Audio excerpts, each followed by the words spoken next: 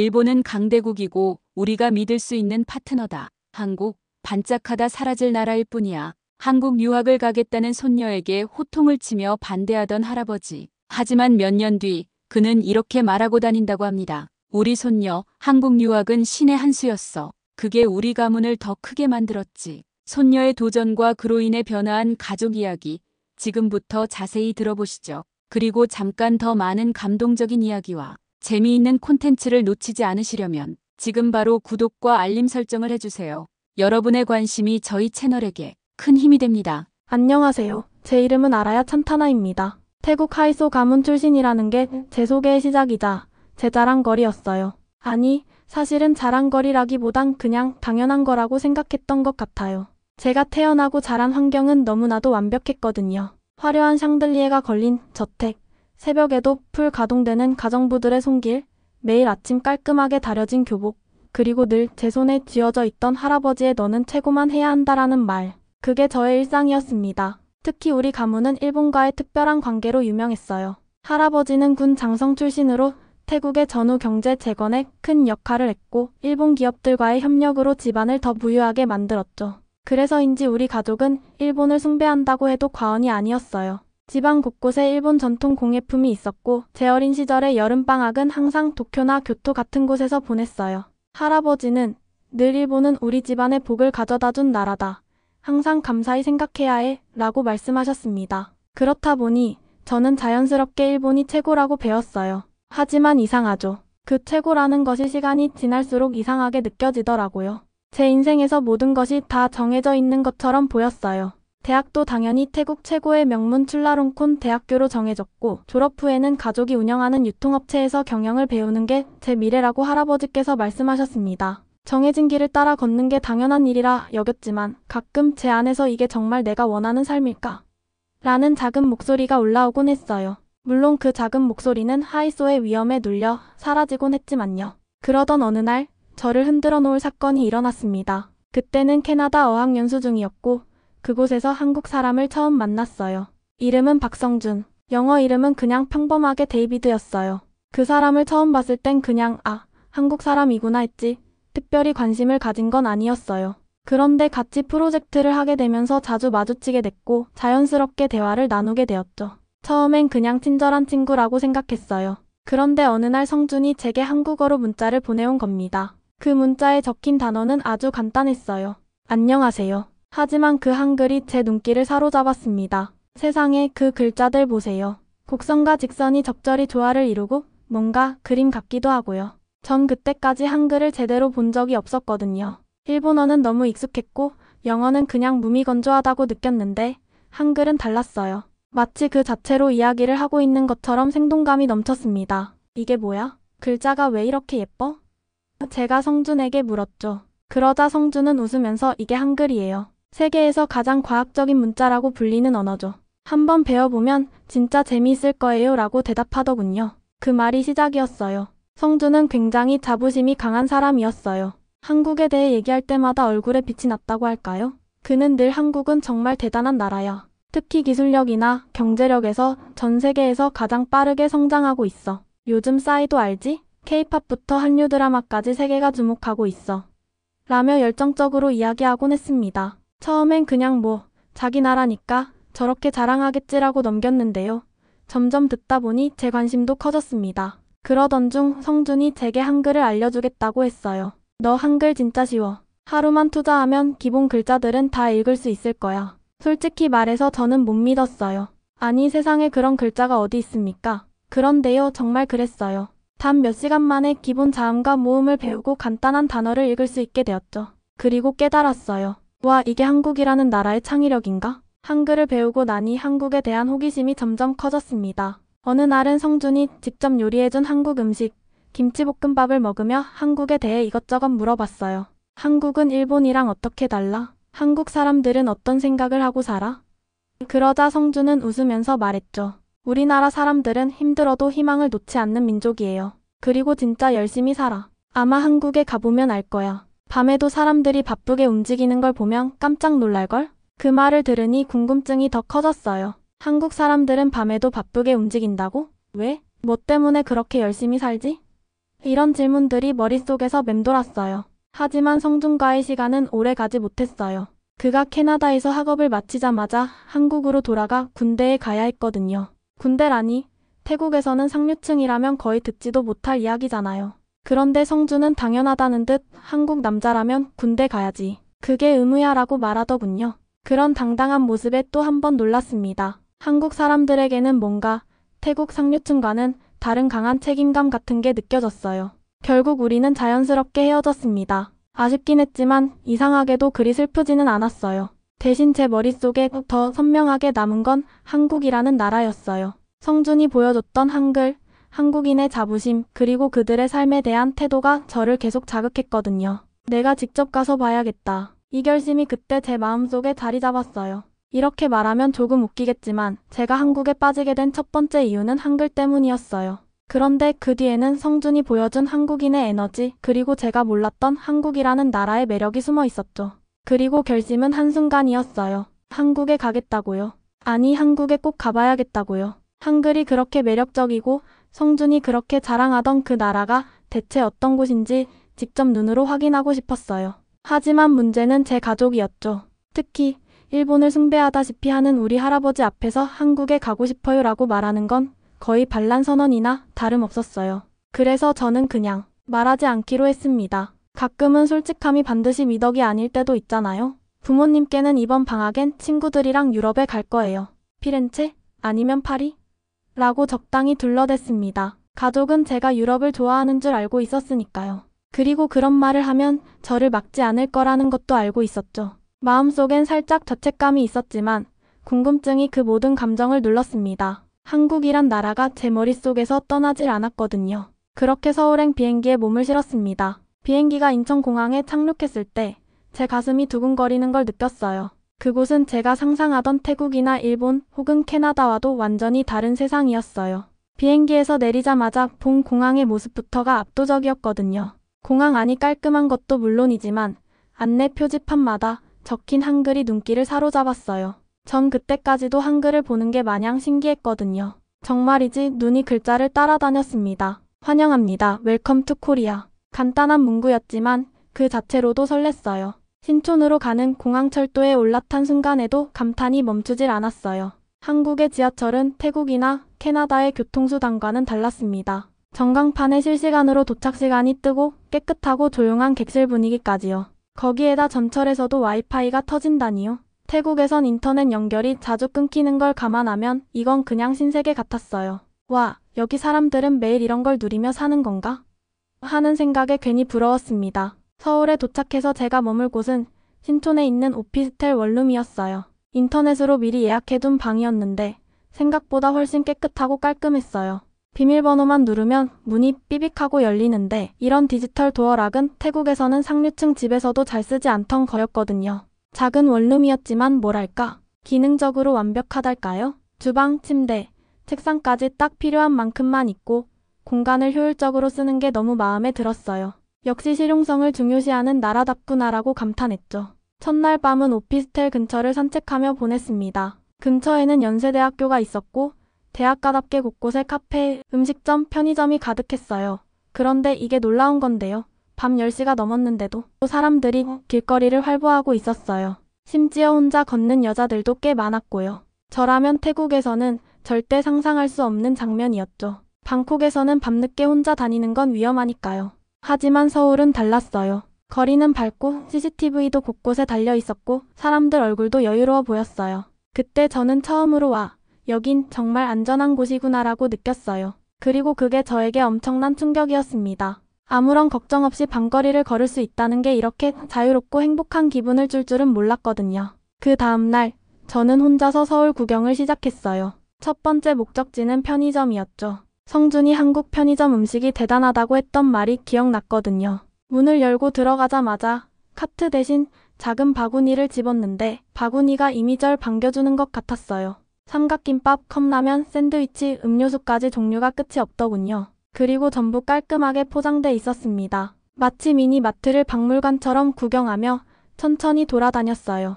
삼각김밥 코너 앞에서 어떤 걸 살지 고민하던 중에 한글로 적힌 글씨가 눈에 띄었어요. 참치 마요. 한글이 예쁘기도 했지만 참치마요라는 발음 자체가 재밌어서 웃음이 나왔어요. 저는 참치마요, 삼각김밥과 김치맛 컵라면을 사서 계산대로 갔습니다. 그리고 점원은 제가 외국인인 걸 바로 알아차리고 영어로 웰컴 이라고 해주더군요. 그 친절함이 참 인상 깊었어요. 오피스텔로 돌아와 삼각김밥과 컵라면을 먹는 순간 저는 감탄을 금할 수 없었어요. 아니, 편의점 음식이 이렇게 맛있다고요? 삼각김밥의 김이 바삭하고 참치마요는 부드러웠어요.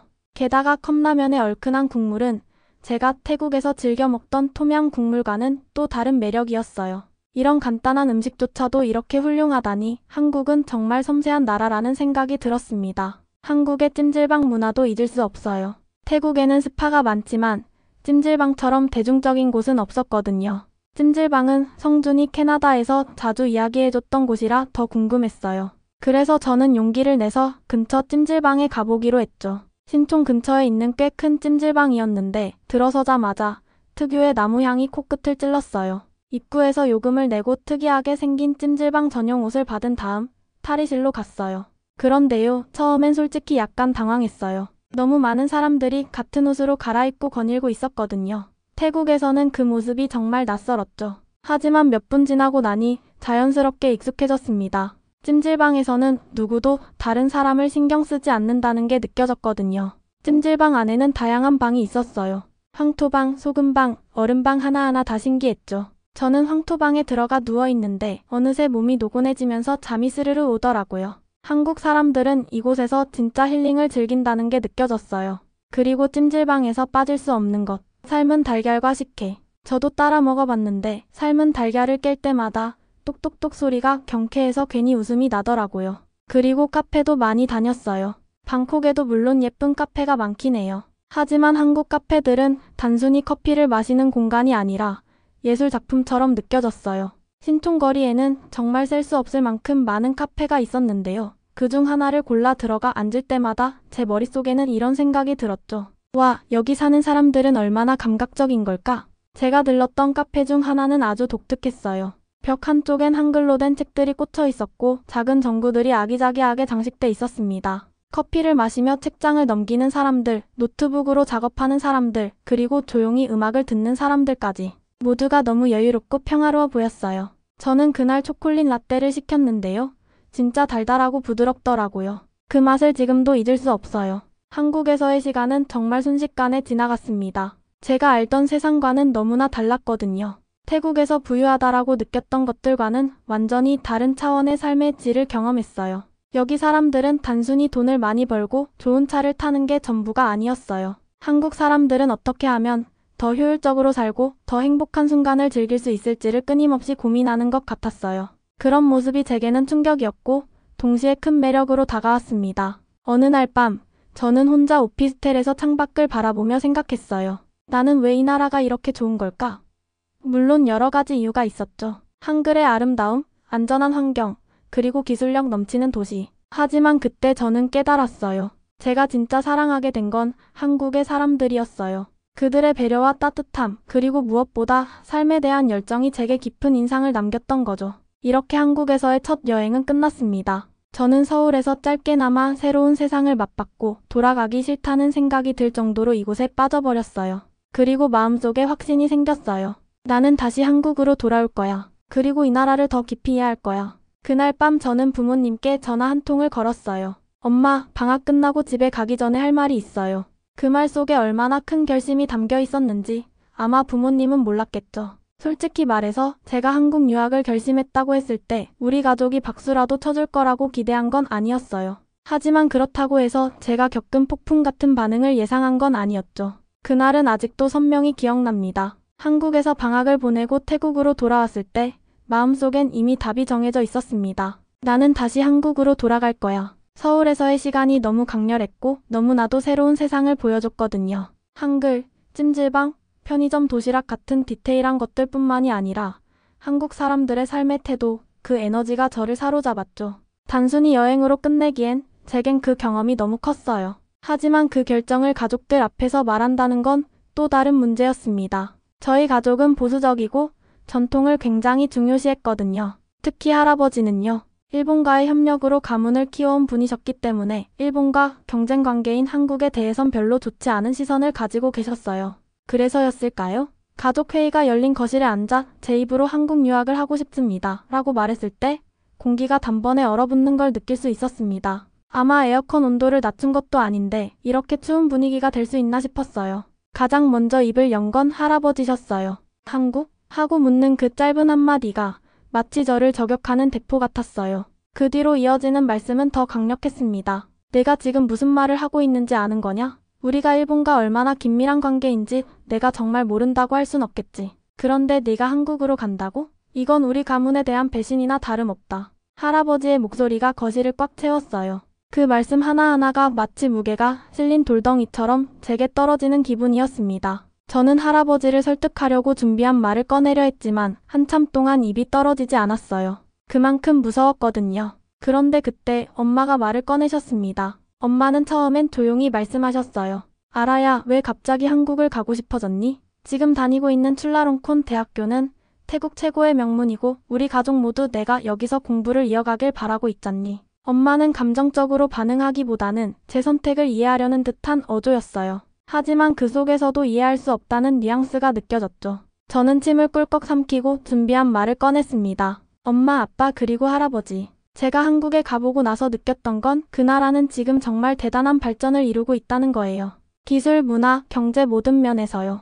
특히 한글은 제가 생각했던 것 이상으로 과학적이고 창의적이에요. 저는 그 언어를 배우고 싶고 한국에서 더 많은 걸 경험하고 싶습니다. 말을 하면서 제 목소리가 살짝 떨렸어요. 하지만 멈추고 싶진 않았어요. 제가 진짜 하고 싶은 이야기를 끝까지 해내고 싶었거든요. 그리고 할아버지께서 항상 말씀하셨잖아요. 앞서 나가는 흐름을 잡아야 한다고요. 이제 한국이 그 흐름이에요. 일본도 물론 여전히 중요하지만 한국은 앞으로 더 커질 거라고 저는 확신합니다. 제 말을 듣고 있던 가족들의 표정이 점점 어두워지는 게 느껴졌습니다. 특히 할아버지의 얼굴은 거의 붉게 변했어요. 그러더니 다시 말씀하시더군요. 네가 뭘 안다고 그런 말을 하는 거냐? 일본은 여전히 강대국이고 우리가 믿을 수 있는 파트너다. 한국은 그냥 반짝하는 나라일 뿐이야. 그들의 성공은 일시적일 뿐이고 결국에는 일본이 더 오래갈 것이다. 그 순간 저는 할아버지와 말싸움을 할 수 없다는 걸 깨달았어요. 할아버지는 자신의 경험과 신념을 기반으로 말씀하셨기 때문에 그걸 단숨에 바꿀 순 없었죠. 가족 회의는 결국 아빠의 중재로 끝이 났어요. 아라야, 오늘은 여기까지 하고 너도 내 결정을 조금 더 고민해보자. 우리도 가족끼리 다시 논의할 시간이 필요할 것 같구나. 아빠는 늘 침착한 분이셨지만 그 말 속에서도 제 결정에 대한 반대가 깔려 있다는 걸 느낄 수 있었습니다. 그날 밤 저는 제 방에서 혼자 울었어요. 제가 이렇게까지 강하게 반대에 부딪히게 될 줄 몰랐거든요. 태국에서 상류층 딸로 자라면서 저는 늘 부모님과 할아버지가 원하는 방향으로 살아왔어요. 그런데 이번만큼은 그 방향이 제가 원하는 삶과 다르다는 걸 알게 된 거죠. 하지만 한편으론 마음이 더 단단해졌어요. 가족들의 반대를 듣고 나니 오히려 더 확신이 들었어요. 내가 한국에 가야 하는 이유는 분명하다. 며칠 후 저는 다시 가족들에게 제 결정을 말했어요. 이번엔 더 단호한 목소리로요. 저는 한국에 갈 거예요. 할아버지, 엄마, 아빠. 제가 하는 선택이 우리 가문에 해가 된다고 생각하지 않으셨으면 좋겠어요. 저는 한국에서 배운 걸 바탕으로 우리 가족의 사업에 더 많은 가치를 가져올 수 있다고 믿어요. 할아버지께서도 제가 성장하는 모습을 봐주셨으면 좋겠습니다. 제 말을 듣고 가족들의 표정이 미묘하게 바뀌는 게 느껴졌어요. 여전히 반대하는 분위기였지만 그 안에 조금의 이해와 존중도 보였거든요. 특히 할아버지는 한참 동안 말없이 저를 바라보셨습니다. 그리고 나지막이 말씀하셨죠. 내가 그렇게 확신한다면 네가 그 길을 가보아라. 하지만 내 선택에는 내가 모든 책임을 져야 한다는 걸 잊지 마라. 그 말이 저에겐 신호 같았어요. 이제 내가 하고 싶은 걸 할 수 있다는 신호요. 그날 이후 저는 한국 유학을 준비하기 시작했습니다. 서류를 정리하고 연세대학교 한국어학과에 지원서를 보냈어요. 물론 그 과정도 쉽지 않았지만 제 마음은 이미 한국에 있었기 때문에 어떤 어려움도 감당할 수 있었어요. 제가 한국에 도착했을 때 연세대학교의 캠퍼스를 처음 본 순간을 아직도 생생히 기억합니다. 제 키보다 훨씬 높은 나무들 사이로 반듯하게 정돈된 길이 이어져 있었고 건물들은 마치 오래된 유럽의 대학 같으면서도 세련된 분위기가 있었죠. 그날 공기는 맑고 청명했는데 제 마음은 설렘과 긴장으로 가득 차 있었어요. 드디어 내가 시작하는구나. 내 새로운 인생이 여기서 열리는 거야. 그렇게 스스로 다짐하면서도 한편으론 내가 여기서 잘할 수 있을까? 라는 두려움이 계속 따라다녔습니다. 처음으로 연세대학교 한국어학과 강의실에 들어갔을 때 강렬한 냉방이 저를 맞이했어요. 의자에 앉기 전에 주위를 둘러보는데 학생들 대부분이 저보다 훨씬 어리거나 또는 이미 한국어에 능숙해 보이는 외국인들이었어요. 그 순간 마음 한구석에서 이런 생각이 들었어요. 내가 여기에 어울릴 수 있을까? 첫 수업이 시작됐고 교수님이 강의실에 들어오셨습니다. 교수님은 안녕하세요. 라며 활기차게 인사를 건네셨는데요. 그 순간 제 뇌는 마치 무한 로딩에 빠진 컴퓨터처럼 멈췄어요. 교수님이 하시는 말씀 대부분이 한국어였거든요. 몇 마디는 들리긴 했지만 대화 속도가 너무 빨라서 저는 당황스럽기만 했습니다. 그날 수업을 듣고 저는 진심으로 좌절했어요. 이게 내가 원했던 거였나? 내가 너무 높은 목표를 세운 건 아닐까? 이런 생각들이 머릿속을 떠나지 않았어요. 그런데요. 좌절감 속에서도 제 마음속 깊은 곳에서 뭔가가 저를 밀어붙이는 것 같았어요.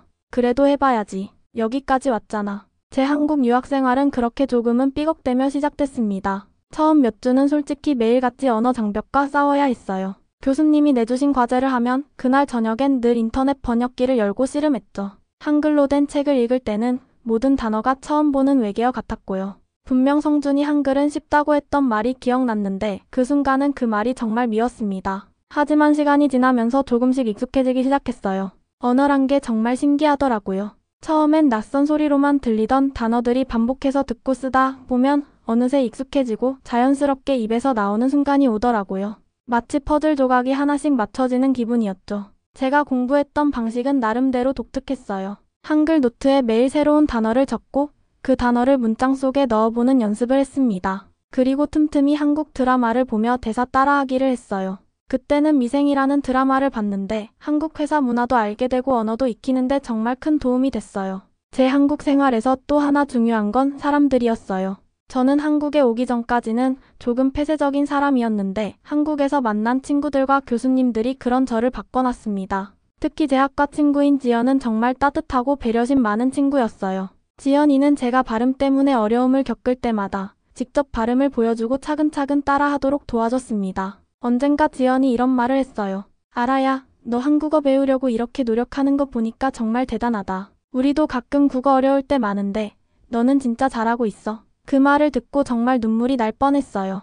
그러던 어느 날 드디어 제가 제 실력을 증명할 기회가 찾아왔습니다. 학기 말 프로젝트로 한글의 과학성을 주제로 프레젠테이션을 해야 했거든요. 저는 그동안 배운 한국어를 총동원해서 발표 준비를 했습니다. 발표 주제는 한글, 창의성과 과학의 만남이었어요.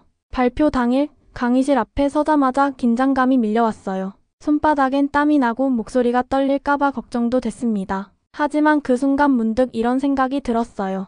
아라야, 넌 여기까지 왔어. 그러니 지금 이 순간을 즐겨보자. 그렇게 제 자신을 다독이며 발표를 시작했습니다. 제 한국어는 여전히 어색했지만 모든 학생들과 교수님이 제 이야기를 진지하게 들어줬어요. 제가 한글은 전 세계에서 가장 과학적인 문자 체계입니다. 라고 말할 때 교수님이 고개를 끄덕이며 미소를 지으시는 걸 보고 자신감이 생겼습니다. 발표가 끝나고 강의실에 박수가 울려 퍼졌어요. 그 순간의 감격은 말로 다 표현할 수 없었습니다. 학기 말 성적표를 받았을 때 제 이름 옆에 적힌 A를 보고 한참 동안 멍하니 있었던 기억이 나요. 제가 그렇게 열심히 노력한 시간이 보상받은 것 같았거든요. 교수님께서 저를 따로 불러 말씀하셨습니다. 아라야, 한국어를 이렇게 단기간에 배우고 이 정도로 잘 표현할 수 있다는 건 정말 놀라운 일이에요. 앞으로도 지금처럼 꾸준히 해 나가면 더 큰 성과를 얻을 수 있을 겁니다. 그날 이후로 저는 더욱 확신하게 되었어요. 내가 한국에 온 건 잘한 선택이었다. 그리고 나는 해낼 수 있다. 그렇게 저는 연세대학교 한국어학과 석사과정을 마쳤고 박사과정에도 진학하게 되었습니다.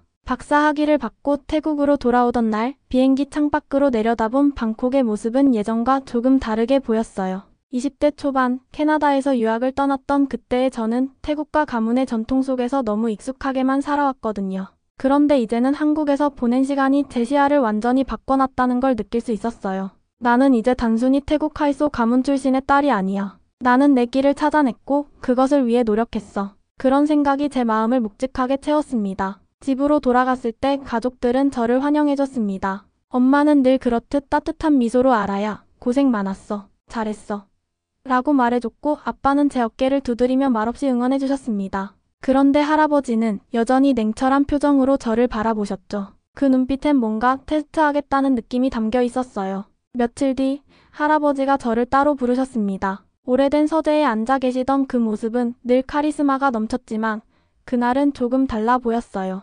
저는 긴장된 마음으로 앞에 앉았습니다. 그리고 할아버지가 말씀하셨어요. 알아야, 내가 한국에 가서 배운 것이 무엇인지 이제 보여줘야 할 때다. 우리는 일본과 오랫동안 협력해왔고 그것이 우리 가족을 여기까지 오게 만들었다. 하지만 이제 새로운 흐름이 필요한 시점인 것 같다. 너는 어떻게 생각하느냐? 그 말을 듣는 순간 저는 눈이 커졌어요. 할아버지가 새로운 흐름을 인정하시는 날이 올 줄은 정말 몰랐거든요. 가슴이 벅차오르는 걸 느끼며 대답했습니다. 할아버지, 한국은 단순히 반짝하는 나라가 아닙니다. 기술과 문화, 그리고 사람들의 단결력이 만들어내는 저력은 상상 이상이에요. 저는 그것을 직접 보고 경험했습니다. 우리가 한국과 협력한다면 가족 사업에도 분명히 큰 변화와 성장을 가져올 수 있을 거라고 믿습니다. 그 후로 저는 가문이 운영하는 유통업체에서 일을 돕기 시작했어요. 그동안 제가 한국에서 쌓아온 지식과 네트워크를 활용해 K뷰티와 K푸드를 태국 시장에 들여오는 프로젝트를 제안했죠. 처음엔 가족들도 약간 회의적이었어요. 일본 제품이 이미 시장을 꽉 잡고 있는데 한국 제품이 들어갈 틈이 있을까? 라는 반응이었거든요. 하지만 제 머릿속에는 한국에서 보았던 수많은 K뷰티 브랜드와 편의점에서 팔리던 K푸드들이 떠올랐어요. 한국 사람들이 그 제품들을 얼마나 사랑하고 그것들이 얼마나 정교하게 만들어졌는지 제가 직접 체험했으니까요. 그래서 저는 확신이 있었어요. 첫 번째로 진행한 프로젝트는 K뷰티 화장품 라인 도입이었어요. 저는 한국에서 직접 만났던 브랜드 담당자들과 연락을 주고받으며 태국 시장에 적합한 제품을 선별했습니다. 처음엔 소규모로 시작했죠. 태국의 몇몇 고급 백화점에 입점시키는 계획이었는데 결과는 정말 성공적이었어요. 제품이 들어오자마자 금방 품절됐고 SNS에서는 사람들이 우리 유통업체를 칭찬하는 글이 쏟아졌습니다. 그 후에는 K푸드 라인을 도입했어요. 태국 사람들이 한국 음식을 얼마나 좋아하는지 저는 이미 알고 있었거든요. 특히 한국 드라마와 한류의 인기가 높아지면서 태국 사람들도 삼각김밥, 라면, 떡볶이 같은 간편한 음식들을 점점 더 찾고 있었어요. 저는 태국 시장의 트렌드에 맞는 제품들을 선별해서 들여왔고 그 결과 또 한 번 큰 성공을 거뒀습니다. 가족들의 반응도 점점 변하기 시작했어요. 할아버지께서는 사업 보고를 들으시면서 고개를 끄덕이셨고 한 번은 이런 말씀까지 하셨어요. 알아야, 내가 한국에서 배운 것이 우리 가족에 큰 도움이 되고 있구나. 내 결정을 존중하기를 잘했다. 그 말을 들었을 때 저는 눈물이 날 뻔했어요. 할아버지께 인정받는다는 건 정말 쉬운 일이 아니었거든요. 특히 제가 한국으로 떠났을 때 그토록 반대하셨던 분이었으니까요. 엄마와 아빠도 점점 한국 문화에 관심을 갖기 시작했어요. 엄마는 K뷰티 제품을 직접 써보시고는 알아야, 이거 정말 좋다. 내가 왜 진작 이런 걸 몰랐을까? 하시며 웃으셨고 아빠는 한국 음식점에서 처음 먹어본 떡볶이에 반하셨죠. 가족들 모두가 조금씩 변해가는 모습을 보니 제 선택이 틀리지 않았다는 걸 다시금 확신하게 됐습니다. 그런데요, 한국을 생각할 때마다 여전히 떠오르는 사람이 있었습니다. 바로 박성준이요. 한국에서 바쁘게 생활하다 보니 성준과는 자연스럽게 연락이 끊겼지만 가끔은 문득문득 그가 떠올랐어요. 특히 삼각김밥을 볼 때마다 성준이 한글을 가르쳐주던 날이 생각나곤 했습니다. 성준은 지금 어떻게 지낼까? 이런 생각을 할 때면 조금 씁쓸한 기분이 들기도 했어요. 하지만 한편으론 그에게 정말 고마웠습니다. 그가 아니었다면 저는 한국이라는 나라를 알지도 못했고 제 삶이 이렇게 바뀌지도 않았을 테니까요. 지금 제 조카들도 한국에서 유학 중이에요. 제 이야기를 듣고 저를 따라 한국어를 배우기 시작했죠. 저는 그 아이들이 한국에서 많은 걸 배우고 그 경험을 통해 더 넓은 시야를 갖게 되기를 바랍니다. 가끔은 제가 한국에서 경험한 시간들이 꿈처럼 느껴질 때도 있어요. 하지만 한글을 볼 때, 한국 음식을 먹을 때, 그리고 K뷰티 제품을 홍보할 때마다 그 시간들이 얼마나 소중했는지 깨닫게 됩니다. 마지막으로 성준에게 한마디 하고 싶어요. 성준아, 내 덕분에 내 인생이 이렇게 바뀌었어. 네가 보여준 한국이라는 나라가 내게 얼마나 큰 영향을 줬는지 몰라. 언젠가 한국에서 다시 만날 수 있으면 좋겠다. 그땐 꼭 고맙다고 말하고 싶어. 오늘은 아라야 찬타나 씨의 이야기를 들어보았습니다. 태국 하이소 가문의 손녀가 어떻게 한국에 빠져들고 그 사랑으로 자신의 인생뿐 아니라 가족의 운명까지 바꿔놓았는지 참 흥미로웠죠. 이 특별한 사연에 대해 여러분의 생각은 어떤지 댓글로 남겨주세요. 다양한 시각과 생각을 나누는 것이 우리 모두에게 큰 도움이 됩니다. 끝으로 구독과 좋아요는 저희 채널에 큰 힘이 됩니다. 여러분의 관심과 사랑으로 더 좋은 콘텐츠를 만들어갈 수 있어요. 오늘도 시청해주셔서 감사합니다. 다음에 더 좋은 이야기로 찾아뵙겠습니다.